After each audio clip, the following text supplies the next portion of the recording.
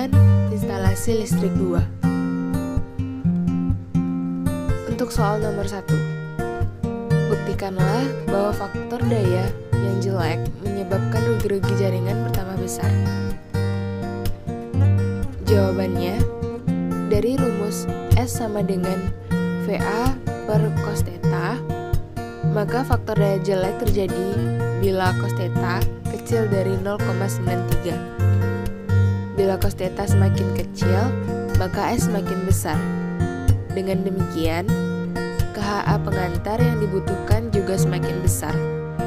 Beban tagihan rekening listrik juga akan semakin besar karena rekening listrik dihitung dari per VAH.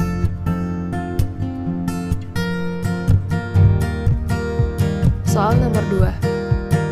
Bila diketahui daya minimal trafo 500 kV ampere, tegangan hubung singkat 4%, total daya yang disarankan 50 kV ampere, maka tentukan A.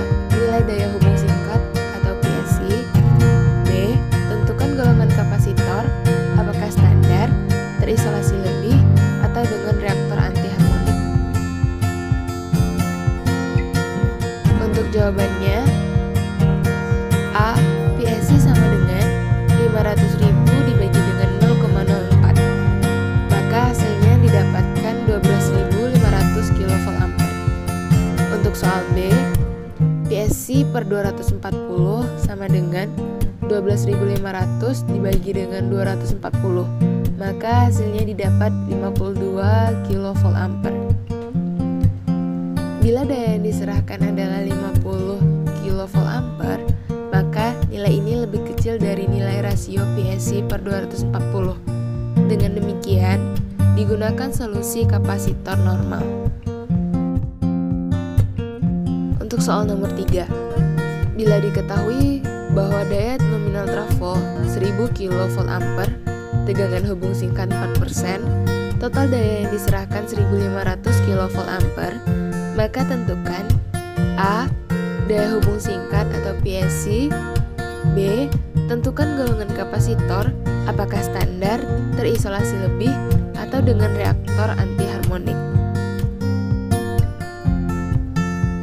Untuk jawabannya, A. PSI sama dengan 1 juta dibagi dengan 0,04, maka hasilnya didapat 25.000 kV ampere. Untuk B, PSI per 240 sama dengan 25.000 dibagi dengan 240, maka hasilnya kita dapat 104 kV ampere. Untuk PSI dibagi dengan 120 sama dengan 25.000 dibagi dengan 120, maka hasilnya kita dapatkan 208 kV ampere. Bila daya yang diserahkan adalah 150 kV ampere, maka nilai berada di antara nilai rasio PSI per 240 dan PSI per 120. Dengan demikian, kita gunakan solusi kapasitor terisolasi lebih.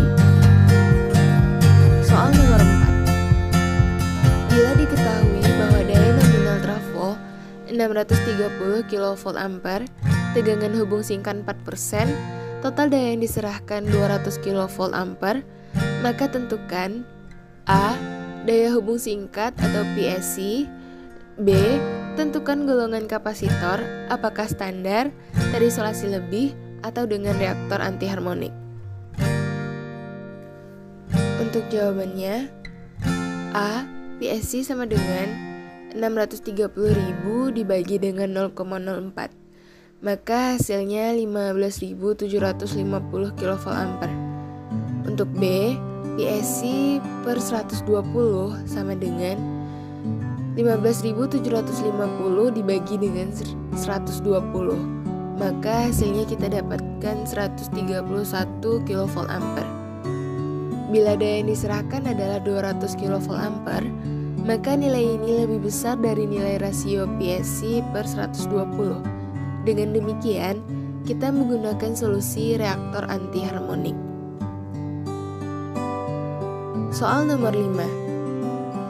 Bila diketahui kapasitor 4 plus dengan spesifikasi 50 kV ampere, 440 volt per 50 Hz. Dapatkah kapasitor tersebut dipasangkan ke jaringan yang membutuhkan 50 kVAR dengan tegangan nominal 400 volt per 50 Hz? Mengapa demikian? Jawabannya bisa karena 50 kVAR per 440 volt menunjukkan tegangan isolasi kapasitor. Asalkan tegangan nominal jaringannya adalah 440 volt, konsekuensinya semakin tinggi tegangan isolasi kapasitor yang dipasang, maka dari segi ekonomi harga kapasitor semakin mahal. Dengan demikian, apabila tegangan nominal jaringan adalah 400 volt, maka harus dipilih tegangan isolasi kapasitor 400 volt juga. Baiklah, terima kasih untuk semuanya. Mohon maaf apabila ada kesalahan karena yang sempurna hanya datang dari Tuhan. Assalamualaikum warahmatullahi wabarakatuh.